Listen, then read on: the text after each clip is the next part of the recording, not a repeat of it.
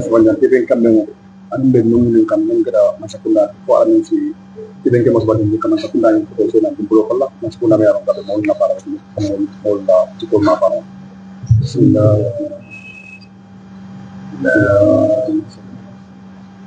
may kana pili ka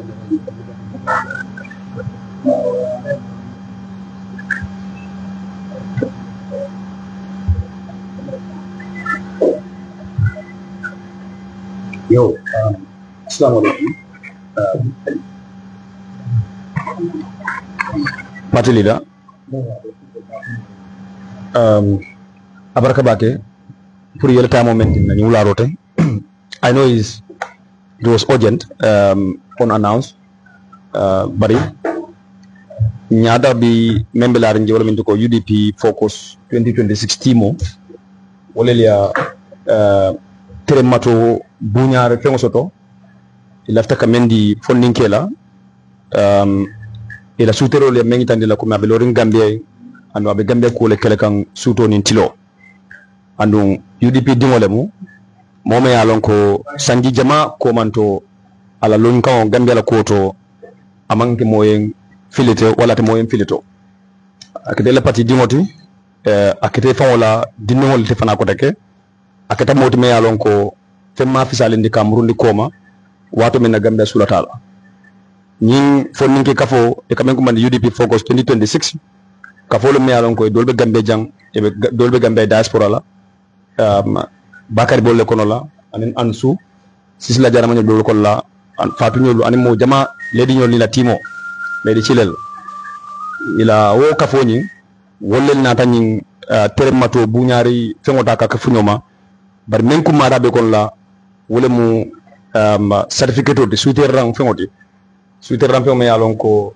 sirfo Baiyo Sonko atele to babala bari ko janni ya dunga blo kono la e sena folo itemeye nyin fonninkel tete nyin dinol tete ke futande bima aski wala ko rosiro be je kasiya nyin fonninkel men yalon ko ya souterrain fengo nati yen bari sena dron ka buña inta ka dunye blo kono la ka tande ko lon kan ma yaadi Gambia dingol la ani UDP ko la wala mu focus de wala mu nyaalon sin kumba kan ka Gambia tambindi nyaato ka telo ko pour Gambia fanso do wo kuma kan woni yawol ka saferoti ka fondo UDP Focus 2026 timo pour kana ka sirfo Baiyo Sonko ala wolon kan ma yalon ko abe o agenda pousser kan jannim bi kasi kana ka obunyar fengota ka fata ni majambi so ka foni na member sol membe jang ani melbe diaspora ibebe connecté be mol jibe kan be mol fele kan pour que ninke taman seroti me yalon ko fon ninke ko don fanata ke inspire ke kake nyabo fengoti pour se nyabo no sirfo Baiyo Sonko no ani mo dol fe nyamenna ka Gambia ta katambindi nyaato astare man fisala kan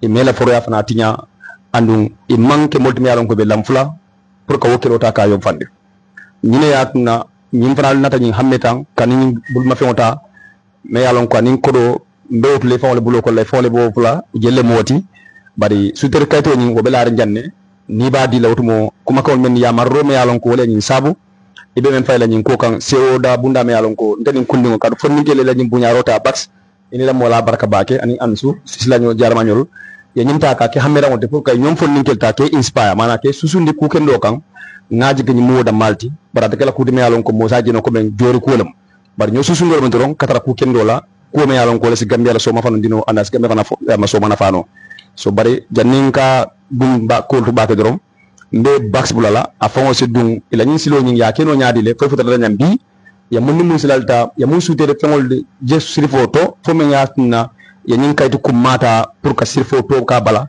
aske sirfo en tarigo tan sirfo dol lim foni don tarigo ti ka jogo ka banko tam min nyaato wala kumata ko beto so bakari ndebla dorom police la timo nyinta munya alhamdulillah pour ka nyin koke munya fatande jam fo bito mundalla na la sirfo tombong andalbe munne fana sotola alla objectif to me yalon ko fonni ko to nyanda ka inspire by this isaje si fengi me yalon ko le wata nyinti in la timo pour ala rasilo dante baraka assalamu alaikum wa rahmatullahi ta'ala wa barakatuh mama honorable ANM be konton na bake aji be konton na ibe na youth president kilal wal answal momo be jam UDP TV and media bal konton na bake anam fon la kafu ñomal Omar wal anim Baiyo himself haji ñing kedan to le kontan fu bat nga fenna initiate ka fen start me ala ka souderin ka molla UDP party kon laptop ka start funding kel ba janim bida in deep men ben jibe kan sa ko endalam bakar manet the proprietor of Kaira Consultancy, a militant and a member of United Democratic Party. Sisla amu multi melanko na kanyo mo back and nganyolo momento walang banku kanod memu UDP like party ni.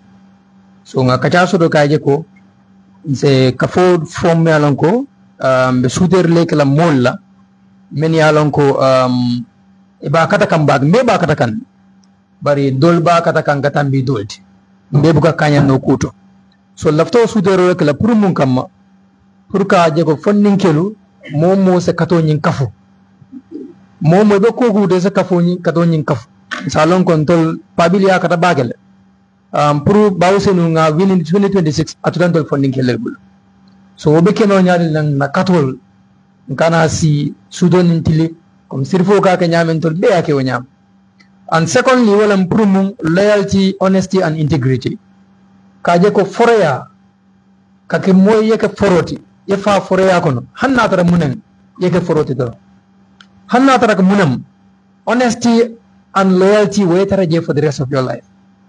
Haji akoma lembang, anyato lembang. If I'm loyal to him, let me be loyal to him to death. Kana for her being a keteng, so manga tara teng. Until we don't believe in that. So laughter.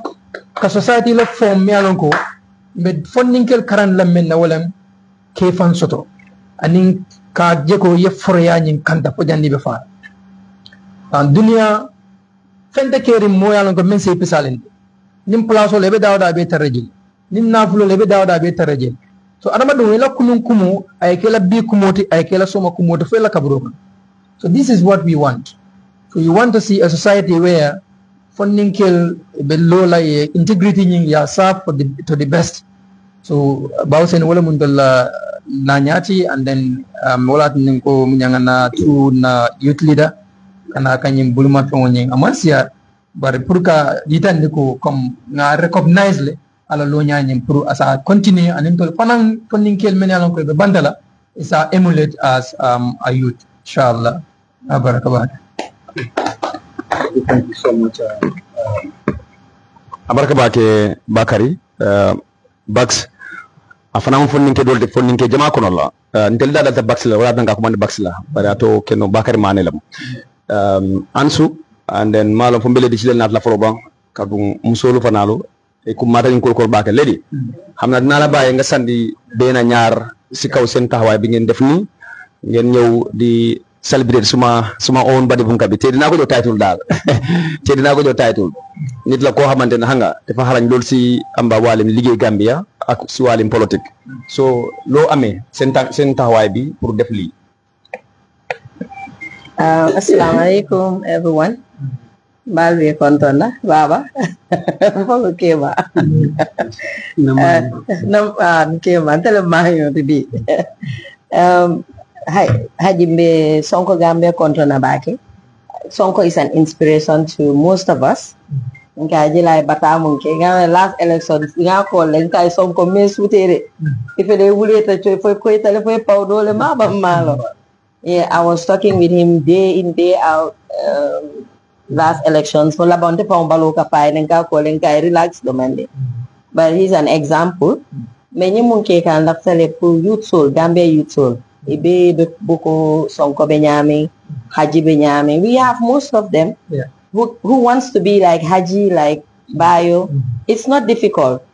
Alfintinang, aning Sonko nyole nyomo, aning Haji nyol kanyomo.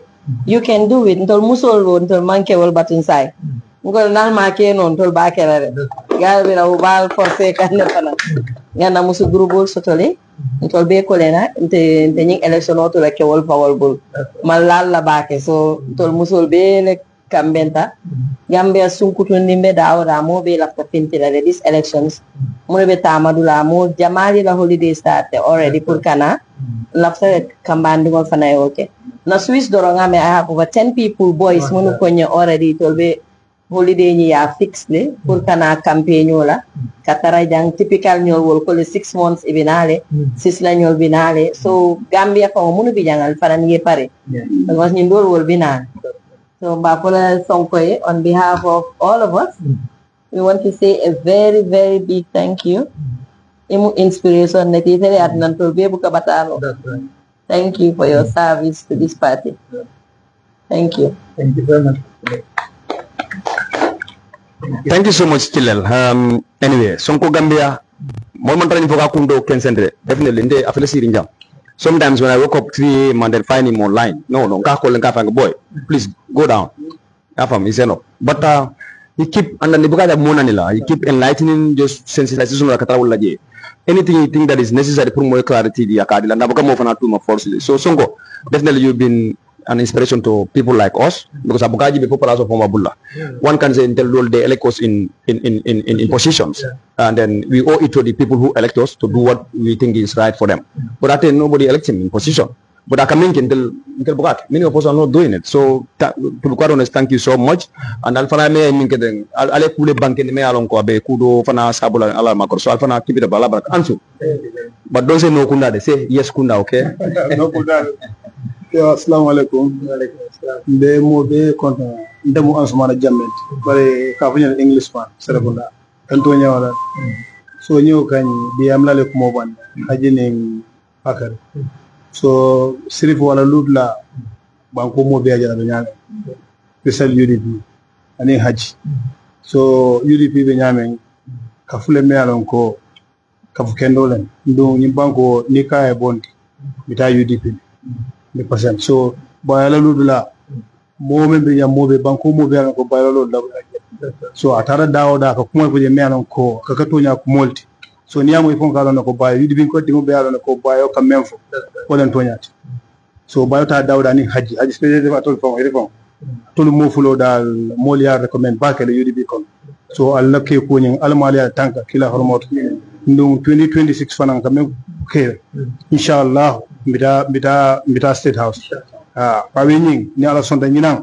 mala sangol de ñina mala sangolti so mbe duwala fo kayro men mbe jikirala fo ala okay kila hormona barko ala ñina tema danko do formo no inshallah ñina o do muna sangolti so musolo pare ne kelo pare to kaful ko ñina ntakata winol defend win bali a wonte de inshallah lum to la wino ñing ata suñala janko tak on ko fo la beto nak be win la de ni na wino ba defend la fa inshallah alma len dema kila hormona barko ala bar sirifo mbe konto na bak ala barka bak thank you very much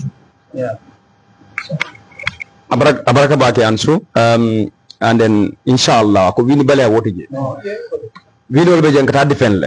I think I've been saying this thing for a while now. Because until we all know what transpired in the last election. UDP have never lost elections since 1996. Never election loss. But remember, the party indefinitely. Because but not the environment. I was an agent for UDP in 2001. I know in my little memory, was stational. So one cannot say that a party not in ruling party that day, an opposition can win that election. But in then why he did not boycott those elections? Those are words of people who definitely don't have any consideration for the public. But now that UDP election boycott to date, Gambia is now doomed. But because of us, the party leader they got that courage to contest, even though they know the environment was not conducive for it. But they can't contest to challenge the status quo. And what happened now, anyway, the incumbent at the time, a lot of for upcoming a lot of and that led to prove that UDP have never lost elections. Because coalition of Madam 2016, coalition of Canada 2016, but we know coalition of Bukawi no. Because system of among any party favor apart from the ruling party, but bring to push sensitization advocacy about matters, then it meant that you sacrifice your muta, then the pressure became high. Another katuna member nunje abuka menkenu afong aka menkenu abuka tiling abuka menkenu purka wotin mo bankendi another la wala ko woleke biro keda munekeda. UDP was proven right that elections were never fair and free. In fact, the incumbent turned to be the one who was the crying foul. So that tells you that UDP, we were contesting, not because the environment was conducive, but because we want to prove those who think that election was fair, we want to prove them wrong. So 2021, they brought the same system back, and we'll have Vinibala inshallah what again. Menga 2021 is a learning process, and then we will keep learning on it. But make sure that 2026 is not do or die, but do it the right way. 2026 inshallah. So.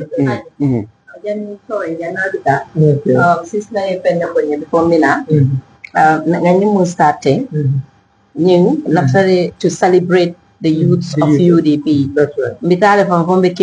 Celebrate that, but we want to really celebrate the youth. Be Musong quality.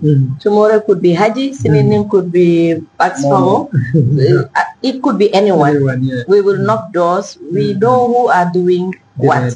So, and we will go to them. We will meet them. We will celebrate them in different ways. Baba ben dandan na redoro. Bantol kore baba kana mo sali. Aintol bulan tol yebo ko kay sila. Campaign fa on tol le ba kala sila ate si jan. At na la talent tu jan kari bene chulo tali bari mo. Super. Alright. So, maganda bro na sola. And I know he has 3 words. 𝒂𝒄𝒄𝒏, you cannot say it all. To show his anyway appreciation for this, it's a gesture me along surprise. But you have some words, me along you can tell us why this was done and why Sonko Gambia. Assalamu alaikum warahmatullah. Ngamira ndeba kola akonyinte akadanye teremba kuleti. Men nina boss be official be brabe findika ko nyembe findikan ne fana mbulora no mana bari commento no ngado bandum jala kutala ba nyin ko nyi initiate kan waro menna non Sonko kera moto mi anon ko mbana ngalon amanje bi ko te ngalon ne kabrin wati jam adon atela ma UDP la fandaka o mege moye kono dimiti banku nga yom nyaade mol ba ni kono be demeke ka mbolon kono kan bare nya mo be ka moye nyaale kedi akelo ko be damen bibi la pati yo pati be Gambia e be ba sifala nyininga oto na be membulo kono te manya na kaso ay kana inyana ka celebrate le anu mola fana me alon ko ay energy men soto ndo nyaka ba fele ado ning Gambia dimo be energy soto yala fatiya soto ka fatiya nyame oto next election fa atakila fenti ko kon ka fan ka defender ba fa len ka mo dan down la state house ado comme mola ya fa nyame Gambia fonne josiar adun nyim payde be kelo men bela ndoro fonne je ba che kan dolel iko niaje alpha be katakol che kan aka che ka adingol lele o do nyinga ma sula fenna bi nin atara ka sura da fenna kabunu kuno abanda si ya nyaka ba niaje biya ba bataka hani biya ba che kan nga nyon ko tenol ndoro fonne je wollam ba dole ka singa fa Gambia ko lare mo jama ka wuli ka ba ku ka fasilo ka moy be kata ko ci kay be do ko wala ni jita sofon ni jata etata sokono ni e jogo ni karo fata ni mani bodo sang ndawla be ko so adu men so bonni non to fon la sa bonni non fonka adu patiya financiata de ba patiya men sim bonni non men sim nyafira ambe non fana nyane ko su dem fa yende mom magina ko moy ngata kardo fa UDP nde kabiri mbetti ci ala naddi no hane classe ko non ka campagne ke jele dolo ka fa ni yembo ko ali samba bare ndebe ka jego fon ko de nde am safane fo ma ci so ke bala men so fa kam pour dindi wol ye ne wo dindi mo fa wulte comme fon ba ke lam fayenne ko don ngalo nga say mo be pare ko don sonko be damen to bando ne defan wul tan ka ko mon ko sefo muso mbabul aju so na ba nyatal sir wo se wulu so ko na bidon so manda fo su do tole fo wana be sa do ko na be yala be yidi be fo muso men ma so no be ke bo la don do yata banku kan ne ko don nyaaji sir fo bo kala ala muso ba ko ma de bay ko behind any great man there is a great woman so sir fo muso de bulu ngama mende bulu wala ba fanam bulo kon donc fanam ba fale be menda akato la fa do fanam ba katarande bari ngam nan be compete la say ndaso na bade bu ko en dang bari pa biya fa ko Gambia la politico ala dictionary o university o be kiyan bade bu ngol bata ko da don to sena wala de o de kiyan wala sir be menna abaraka kata ba ke yame alma ale jo alma ale ko simal alma ñoo ci ala dan defal alma ñoo ci ala yu di fana kon abaraka ba ke Omar Barakabaki, thank you so much. Anyway, Sonko Gambia, Kukilim Pola, no Bilim Patli, Janin Camera for Mana. Ako why you need a Musoman Najam. And that tells us that he knows very well these things are possible now when you don't have somebody behind you who supported you. And that could not be a better person than your own wife. So Sirifo, it's not you, but definitely the housekeeper. And then he's the one keeping the house together, encouraging you to do what you are able to do. So we say, Madam, a big congratulations to you. This award, in fact, her name is supposed to be carried there. So anyway, Omari Mempo, I think is very right. You know, civic rights. Where do you educate people as far as that is concerned? But you know, corruption doesn't only affect me at the market, but I been affect at schools. Even if you are anyway having an issue, public transport is affected. Go and look at some of the roads. But I think partly that when given his recognition as far as people about the concerning, people have been hearing this. In fact, the coffee time. I think. For these are the things affecting young people. And I know how young people are anyway been going through hardship. Because of that hardship alone, 50 million is been allocated for this store. But yet still you can for free. People like Mahmoud Fana, for free. When the president is sleeping there and then getting allowances out of that money. The civil servant, minister Kataja, Mantraja free. But funding a life in Doko Fonso, not even meaningful a way of a life that basically like a mental employment Masotono. But the Katava Konokata, personal way alongo, I feel all sectors, I feel a better. So to raise civic awareness, that is a responsibility on all of us, regardless of the profession you belong to. So Nadan Jam followed wrong, Nasir Fobola, Baiyo Sonko. Anyway, I know you know it better than us. Funding jamale ke ifolo among funding ke fonda margin the kada blaje male mol ke to fole everywhere and amake kuma ka fole kuma tele barakada funding ke bet, but because of your positional role as far as public service is concerned, because this is a huge service to your nation, ibake ka mobile free of charge. Credit la, telephone la, transport la. You are doing it voluntarily. We know the dark days were there, but you could have decided otherwise. But you decided that you will be Badunka for. So B, what type of more dealer? But we will go to what do you have for us? Yeah. Thank you so much, Haji. Thank you so much, Honorable Laya Hussein A.N. Dabu. Thank you so much, Bagari and the team. I'm really emotional because I'm getting a surprise later. Bakari yang kumandi punya ko 4 o'clock lecture pro na dem party leader. I don't know akang kumandi men actually. In fact, le telephone. Understand because I have punya wato men. But like patidile mempo, natara non komen, nalo no komeni nyolem no. Abejarla nyele brune la family de na. Abejarla nyele, nin nakulo sa suwe sol de na. Because for the first time in the history of my political career, this is the first award may alongo aditana. So that alone, woman from Balatin this is nimbe a history la mark the life kono. But nga kuma kilin la fo Gambia jomole rek Sonko Gambia Baiyo Sonko niaje molle fana bente fana koma ano molu ko wala ko wala mun na family and the leadership of the party meli alon ko anytime yaje ko mbesilo bula kan doron they always want to bring me on track o mula ila yamaro ani la vision ani tol fonu ila ko Kenya because ndafana ngeto lel korosi ngeto lel tanya jibe wala yatina bi mol bafalo Sonko Gambia. And I keep saying this, I am perfect, but mamira mobile tembondila no internet kono Sonko Gambia mo no. And this is the message me along kawole for badin fo ngewle all the time. Katonya fo anan kan ndiro ke aman killing, but tonya nak adiminda. Tonya nak adimindale. Ma foko ndem ko fanya fo. Bari nka ala dan ni na wati nkana si mobile on ñaati wala nkana television on ñaati wala because of political gain, because of popularity or because of what they font for la meya ko mon ground total na political career nkate wala ñam but diamoro jam fala bake pati leader maybe atayalo very well nde fama ñun wala NCP palan Sonko badi wono kunda ya momo nyinan ka wa play ko wala NCP ya wol soronde ya ko bekela NCP kono ndolu wuluda wala kono kabe wuluda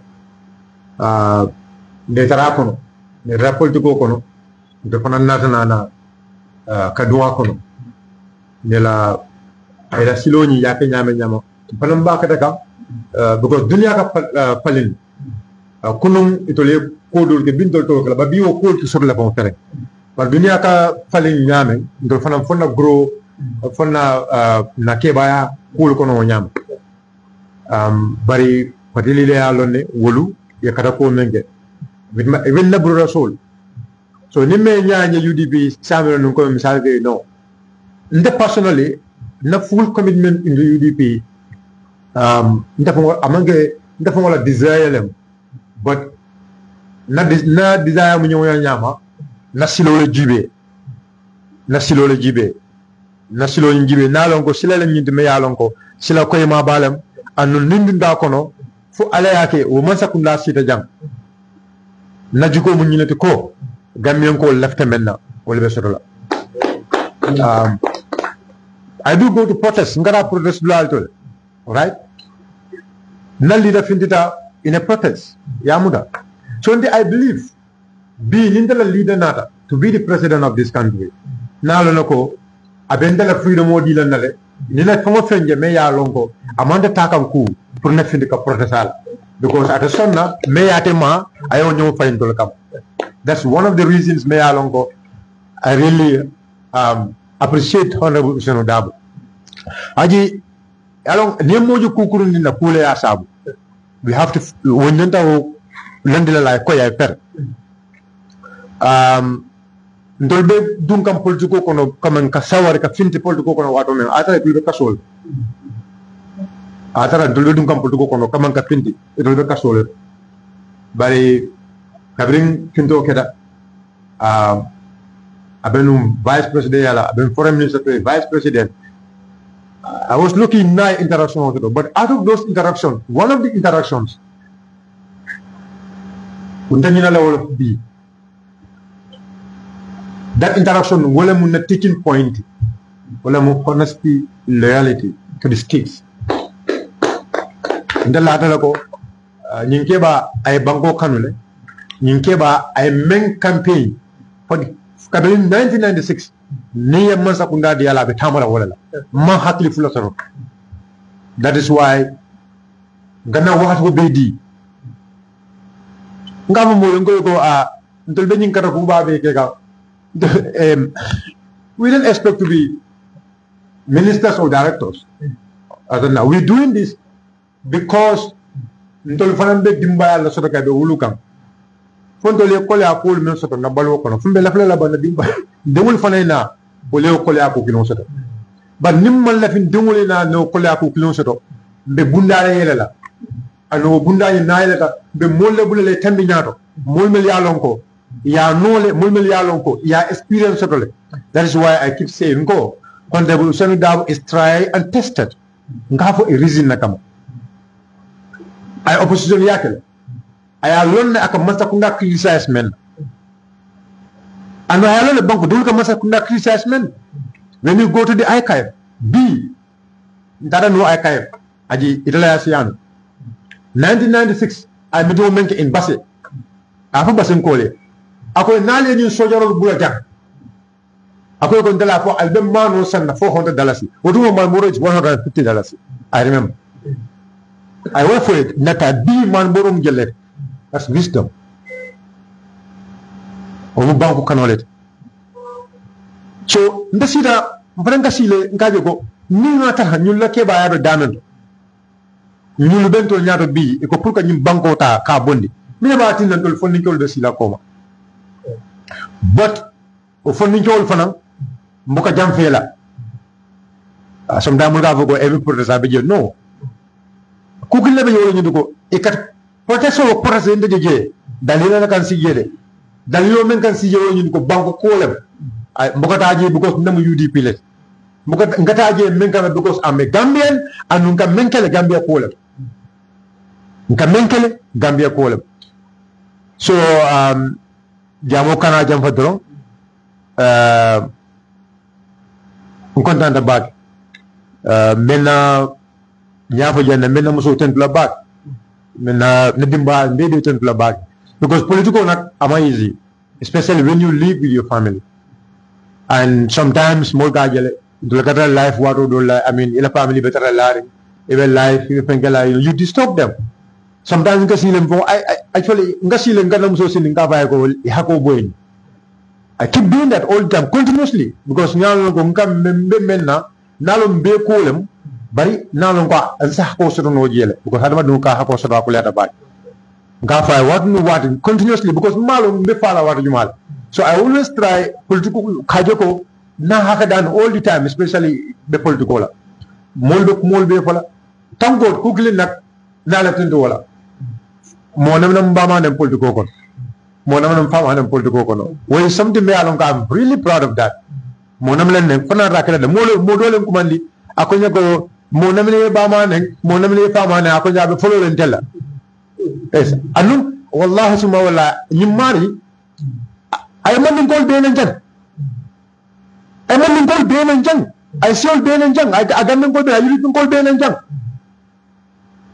right bari at come is keep doing it so nanda raje come nyet na sabero ko don ka fanyandi akam fara na ko nyoko ni me da ka sabero ke nadlato akonyo ko monam ni bama ne monam ni fama ne pul ko ko be folo len tel nga ni wolam pour kam fama ni bama ne nga ko no problem nga wota kala ko tan ha because my angel kan ne with the reason ko pour to nyaay sabat bana dale ko to nyaay pour sabata be mbana na wala be fama na wala nga no problem ta jarla wala na gam yon ko be tent na yudi bin ko be tent and my final word is atol yalon ko atol le nyinge ndema wallahi sima wala I didn't know about it ndafala no fongo jumal la ba kono kona tara bi mi do ko la ko nyakar nin kar la ba kono ndafala no najal bo kala alaka men kam to motivate me and to motivate others but never be assurance men dilal la wala min ko 2026 nankana ten from now on the energy I have, I am going to multiply it to make sure 2026 the Honorable Sonko Samba State House. And I keep repeating this history. Neither Senegal, from Senghor, Abdou Diouf, Abdoulaye Wade. Let's look at their age. Kabri kana man sayala. Abdoulaye Wade time mo amina man sayala ala age be damendo. But B Senegal tariko niko Senegal palinta. E ba pale ko Abdoulaye Wade la palin. So for Gambia be sonna la bang na lose this opportunity la. Ka mo samba me ya lonko ay banko kanu ay ko be ka banko e. Amina tumala me ya lonko 2017 be dina masakunda ko julo men be Gambia la siata. India julo men be Gambia la jembe ya lonko. Akay atlakira mode me ya lonko ay offset. Any other places that China I mentioned in terms of development be nyaaje. I Gambia samba to a donor conference. That donor conference ni atara no na fo dum to jang binga julo men for Gambia o julo sokla. Because atara I adokule. This opportunity is right here for us. The person me ya lonko the jigita wall and I believe so many youths jigita wall. But said I will make my for my last word. I want to give you the assurance call. Gambia funding chow. Yalo Nindia will be carrying a funding chow. But I'm giving you this assurance. Ko Gambia funding chow the parade. I ni be yo konole ni bulo be yo bulle mun kama bankola ko kama and they are ready. Kaji go 2026 they will join you. In fact at the general dole fon a manjara fon ite fon banko be round wala be banko round lay e be wa fi la Gambia dingole e be la jonde wa fi la Gambia dingole kaji ko 2026 nim banko e fali nim banko dum bul kono bulo me ya lonko mo be kala fo bul sifale la dula mala su e kala la alpha kendo ya mara alpha kendo min be kote be tom mon 2026 nabota alabala fondin ko be kafule kan and from today I can tell you bilem mbe kafula hajima alala youth win mbe futala fondin ko ma na start le na midim folo ke jande ndo fola. But I can tell you, meeting full nyaw minale, meeting sama nyaw minale, meeting nan nyaw minale, and no bebe kala prominent youth member soleti. Many alonko ni dam da dawtaran ni Gambian ko ke la moyle. Odo Bakari and the team Kilen Musolu, the diaspora, Militants 𝒂𝒄𝒏. The UDP diaspora Alman Yonsoto. You guys are always there for us. You people are always there for the party. So the UDP diaspora na mentor for Militants 𝒂𝒏.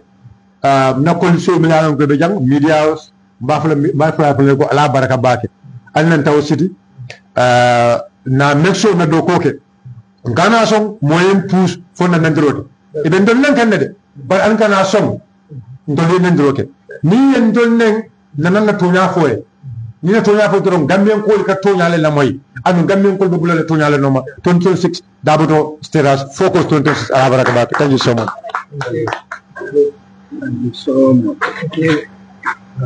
Thank you so much, Sirifo, Baiyo Sonko. Sonko Gambia. But I call him today, but munga fisal balo. But mungo buka fisali de. But mungo ka fisali. But nindo. Anyway, because yalo hechi dabo ne buka fisali. Wala Sirifo mentioned 1996, and I believe I got that video on the 27th of October. Nale video nyimbe jibe, and I wish all of you can watch the video, please. The reason for sharing it today, I had party leader talking about that video, referencing it on Coffee Time. Okay. And really, the name Focus, UDP Focus 2026 as a team, I think you need to add their consistency. Definitely. Muka more support for the sake of support. I give my views, whether it is going to be divergent. But Ning Hechi Dabo, I've been into UDP executive now for almost 4 years. But I've not seen in my life moment consistent. Koma sifa. And the mantra ajay kan wala ka falkutentro no. But ngalon. The energy memberable, sembo memberable nyibang kola koto sirfo. You will not know it until you see an executive platform. You will executive meeting or hit back. But means it's Saliwato Kola, whatever Wabgo miss. Apart from Saliwato, Mobeka Fitia would party. And he's direct on issues. So 1996, I finally mentioned here about the price of commodity rice in particular. But Amanda Wolade, he brought a solution. Ako mbe soja robla be Bumbaila na fulol to mbe jela be kol kelan dingol be Spain, dingol be America be Angola. Ako nyina ta kukil na without relying on those people nyina ta kuku mado be mbulu menkra senoti. Go and look at the UDP 5-point agenda. Go back to 1996. Muna na cost of rice they have 2,200 plus. Yeah. Go back to then 1996. Yaji bida to mention 150 to 200 maximum back of rice. Ako nimma ke ku abenala 500 to 400 dollars. Today is 2,250 dollars. But money over cost negligence to a sector me alongo is the backbone of the economy, not only the economy but the Gambia in general. Ola mu na senobundat. Ola BBI coffee time damoda. He was particular on agriculture. Particular on agriculture. Ndanga video here. Put money alongo. Any political party Jambi, you want to talk about policies, you want to talk about being innovative.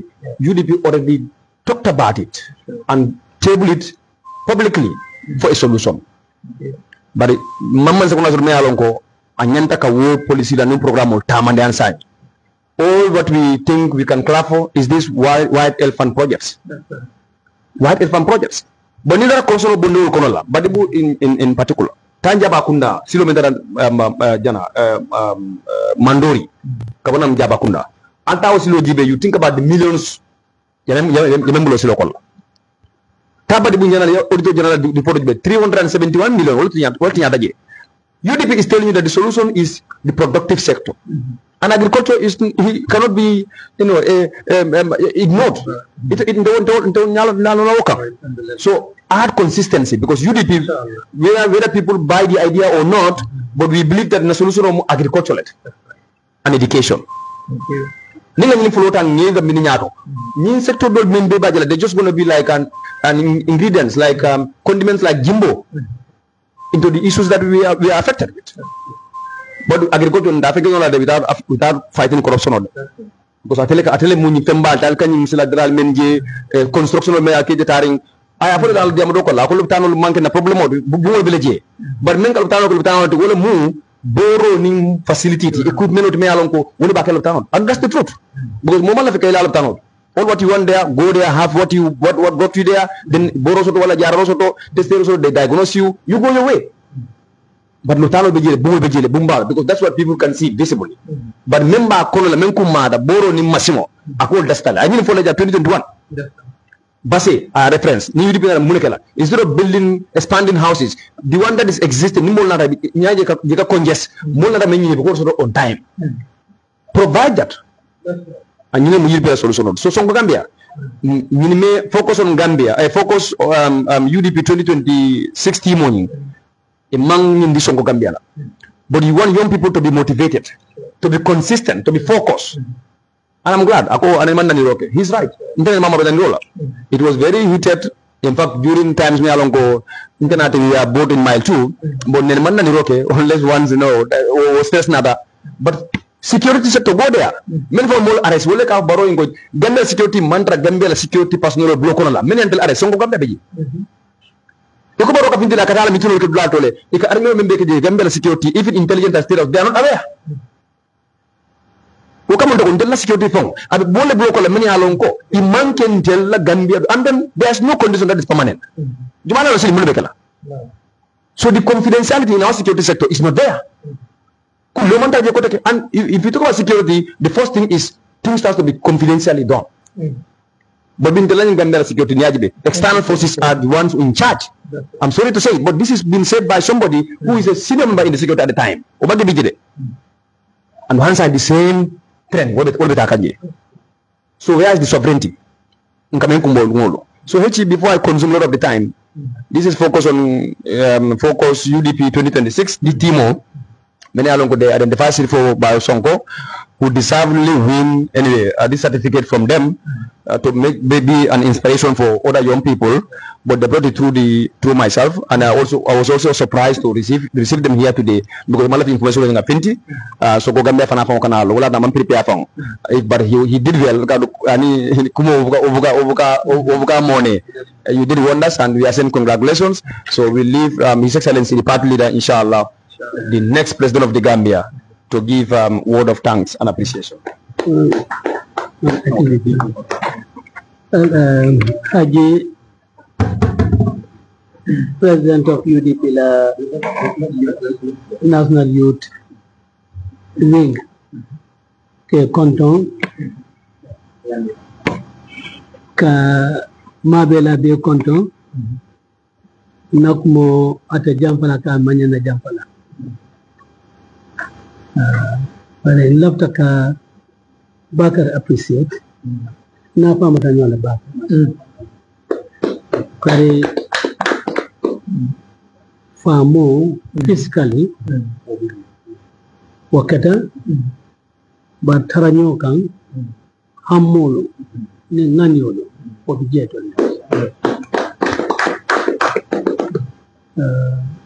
really elataro janto bi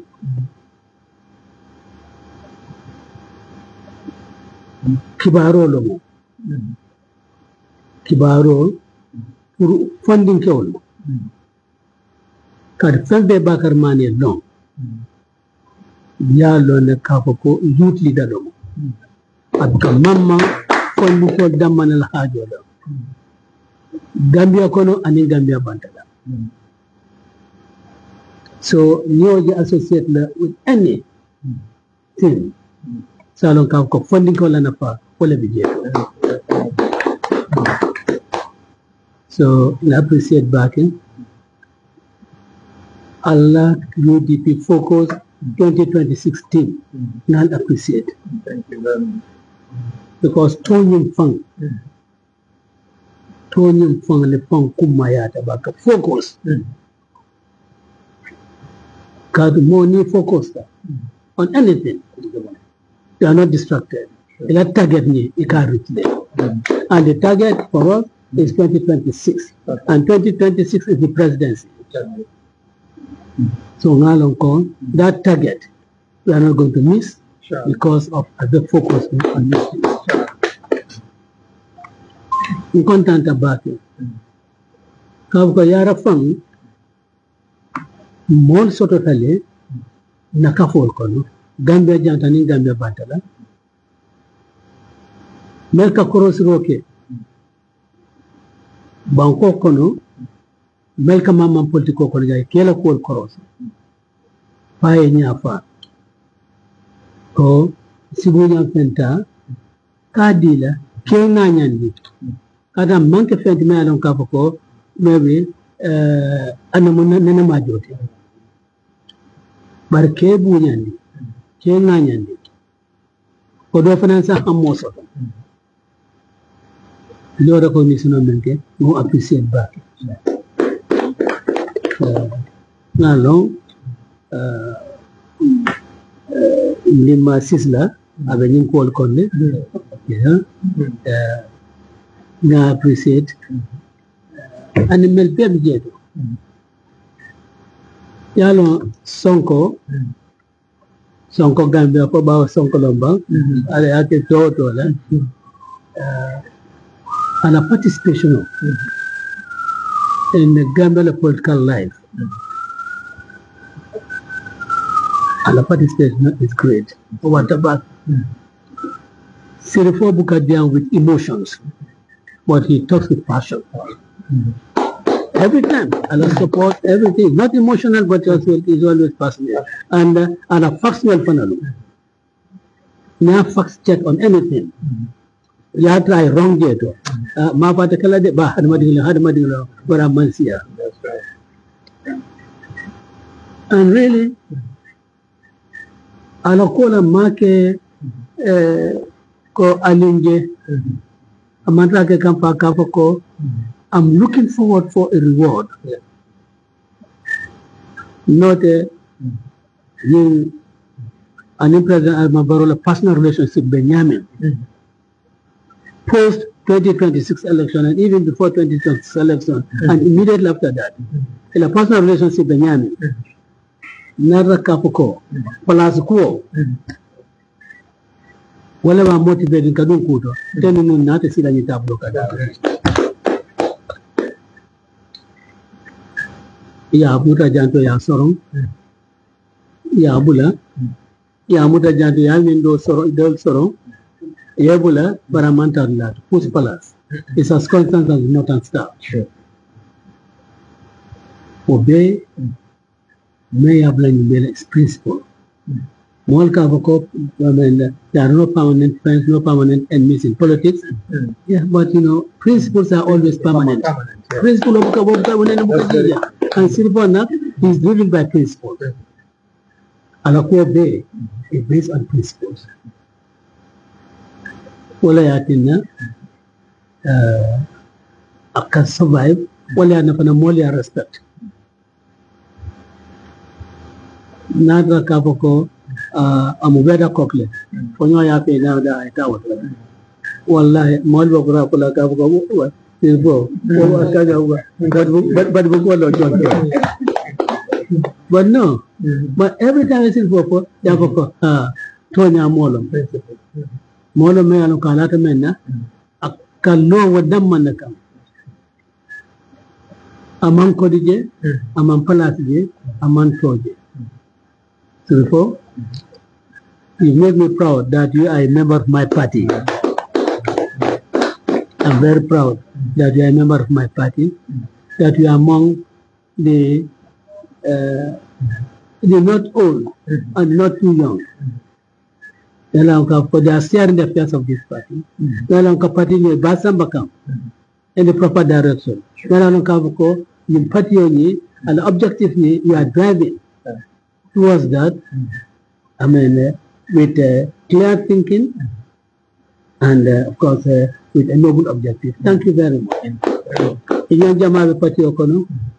And I appreciate all of you. I tell you, funding God.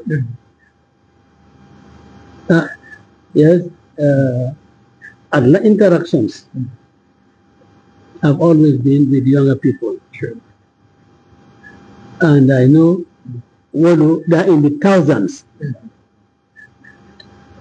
So, UDP is not a party that has won the appeal and admiration of the young people of this country are mistaken.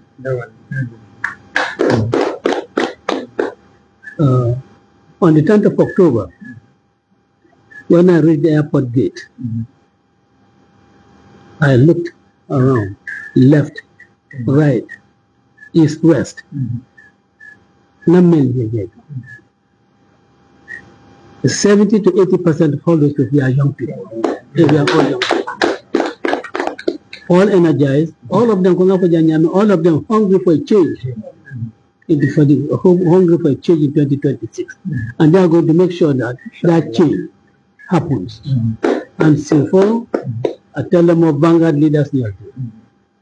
And tell them Kadwali, Ali Sembo Mensoto, Kurkodo Koke, or Sembo Yalakana Nasi, and Kal Hatlo to Albulu, and your Foroya Menkanta, your continent of Foroya Kakanda, you and the several other young people, Melan Kamko, the party on I'm under UDP because nobody's giving anything.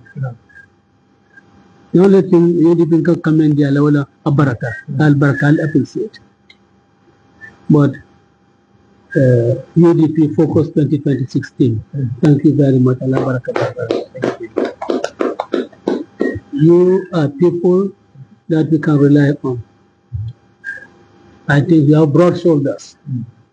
Hello, broad shoulders no not.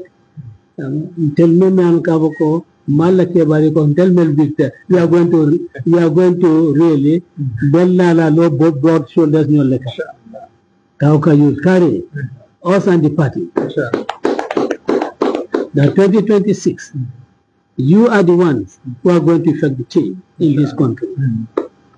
That with you, our target we will reach and our target we will hit. Allah Barakabad.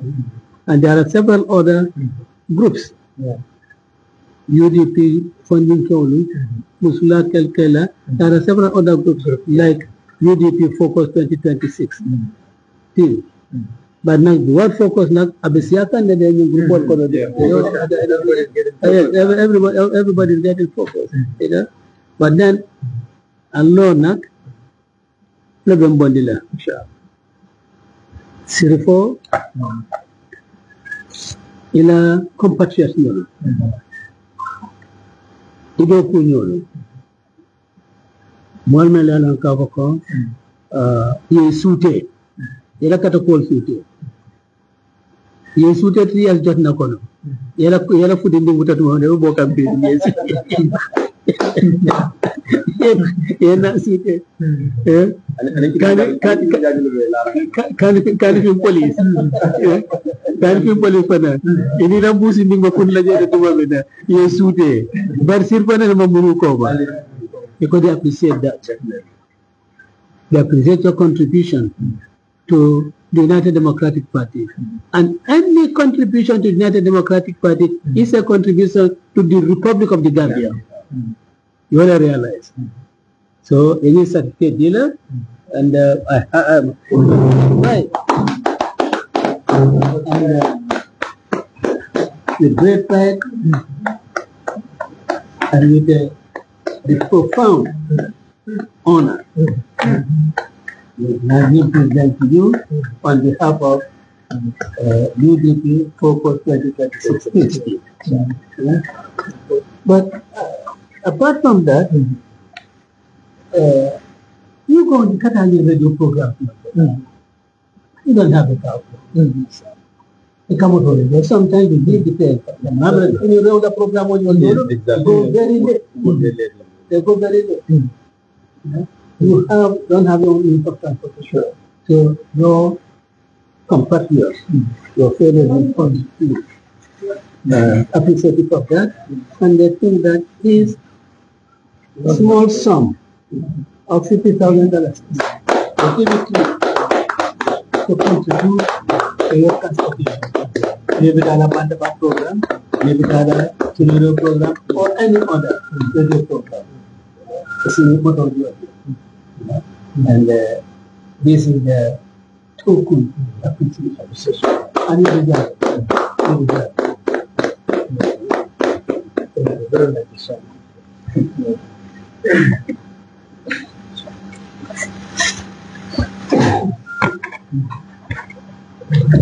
So, party leader, thank you so very much. Now he's not a party leader, I don't even call him. I call him, inshallah, the fourth president of the Republic of the Gambia.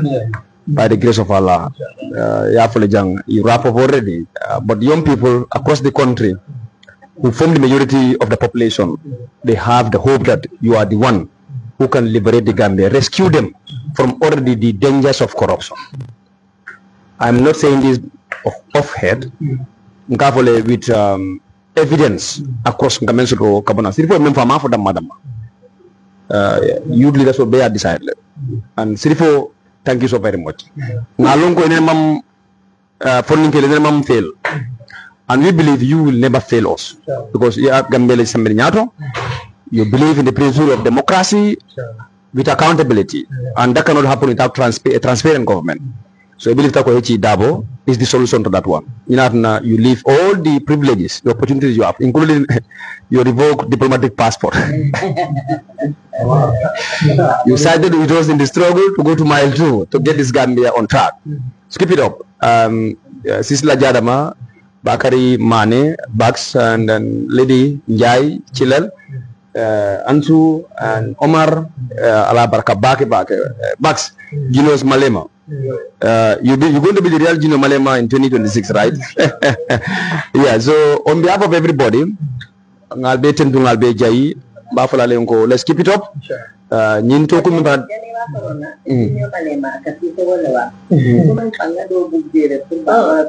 Babala Findo, Gino Malema. I was there yesterday. Yeah, no, that's true. Yeah, that's true. Yeah, yeah. We're promoting him also with the youth UDP. This is one of our 5 agendas. I'll first I bought a big one at the cost of 3,000, but I'll get it.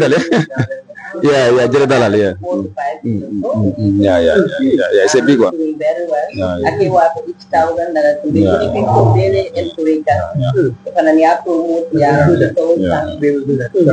everywhere when you meet people. Yeah, $1,000 just to patronize him.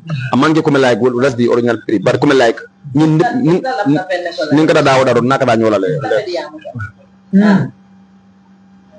we are very proud of him. We are very proud of him, and then 𝒕𝒉𝒊𝒏. Yaje ma file left the car surprisingly. Wala na ma file correct because we want to do surprise. And left the for DJ Joy. Yemulu nyanto ya sirpo bengkeka. Very powerful na tabola ala tola. Siri vaccine call. Akonya ko lefta anike sirpo lefta diaspora ifana ye phone. Wala na phone market video, so I keep calling people on the ground. Konga Mexico ngani some amounts of do I tell that board Yes. I'm very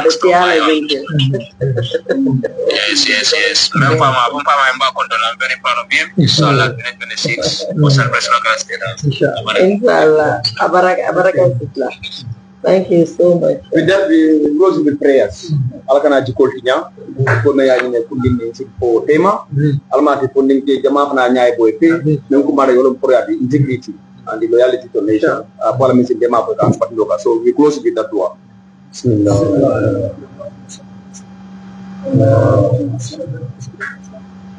Allahumma salli wa sallim ala sayyidina